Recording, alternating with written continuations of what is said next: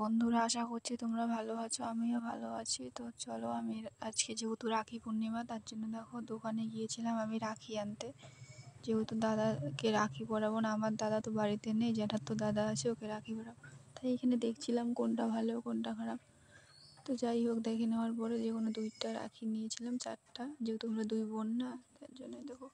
তারপরে এখানে ধান দুব্বা রাখি কয়েকটা ফুল ছিল, গুছিয়ে নিয়েছিলাম একটা থালে। আর প্রদীপও ছিল, ওইটা এই যে এখানে প্রদীপ রেখেছিলাম। রেখে নেওয়ার পরে দেখো রেডি, এখন প্রদীপটা বোন জ্বালিয়ে দিল আর কি। তো এখানে দেখো, আর এই যে আমি প্রথম যেহেতু বড়, তাই আমি দাদাকে রাখি শুরু করে দিলাম রাখি পরানোর। প্রথমে আমি দাদাকে ধান দুব্বা আশীর্বাদ দিয়ে দিলাম আর কি। প্রদীপেরও তাপ দিয়েছি, আর ওটা বোনও উঠাইতে ভুলে গেছে আর কি, ওটা পরে। যাই হোক, তো এখানে দেখো আমি দিয়ে দিচ্ছি আর কি। তো দিয়ে দেওয়ার পরে এখন আমি রাখিটা হাতে নিচ্ছি, নিয়ে দাদাকে পরাবো। যেহেতু রাখি পূর্ণিমা না, আশা করছি দাদা খুব ভালো থাকবে। বোন আর ভাই বোনের যেহেতু, তাই না?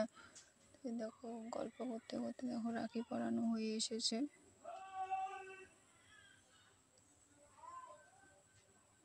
বোনকে বলেছিলাম যে ক্যামেরাটা ধরে দিত, আর দাদা বলছিল কি রে, ভিডিও করছিস নাকি? আমি বললাম হ্যাঁ, আর বলতেছে ও আচ্ছা কর। তাই দেখো রাখি পরানো হয়ে এসেছে। এখন আমি থালাটা এদিকে, যেহেতু আগুন, তাই না, আমি একটু সাইডে রেখে দাদাকে প্রণাম করে নিলাম। প্রণাম করে নেওয়ার পরে এদিকে বোন এসেছে, বোন এই যে দিয়ে দিচ্ছে। দেখো বোনও প্রথমে ধান দুব্বা দিয়েছে, ও নিজেই জোগাড় দিচ্ছিল, আমিও জোগাড় দিয়েছিলাম।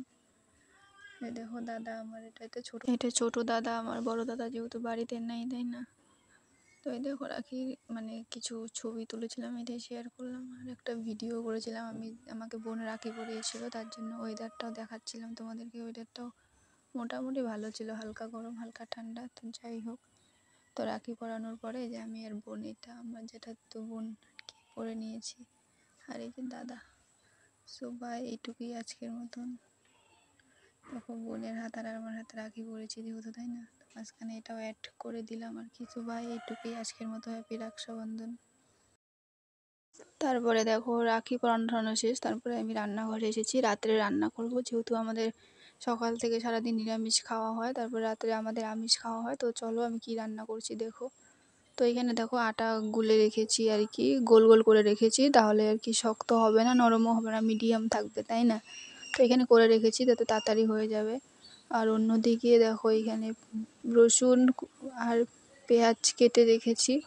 আর এখানে সব মশলা আছে, কাঁচা লঙ্কা বাটা, আদা বাটা, পেঁয়াজ বাটা, এখানে বেটে একসাথে শিলনোড়ায় রেখেছিলাম আর কি। এখন একে একে দেখো সব মশলা দিয়ে দিচ্ছি। এখানে প্রথমে দিচ্ছি হচ্ছে জিরের গুঁড়ো।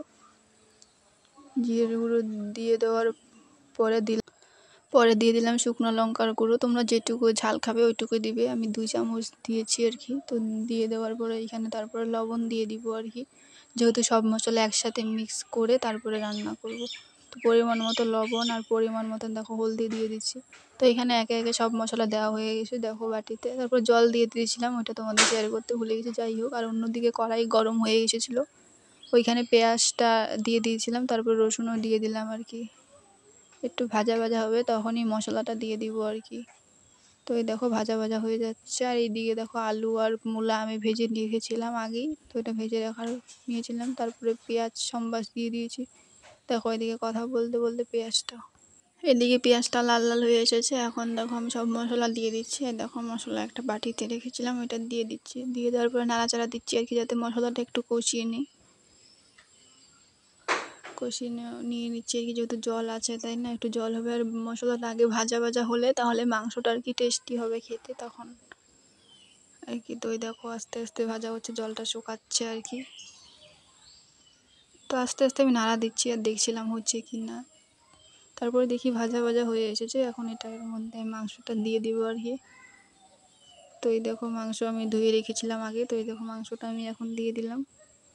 দিয়ে দেওয়ার পরে মাংসটা নাড়াচাড়া দিচ্ছি আর কি, আর মশলার সাথে মিক্স করে নিচ্ছি মাংসটা, তাহলে ভালো হবে, নাহলে পরে কীরকম থাকবে, তাই না?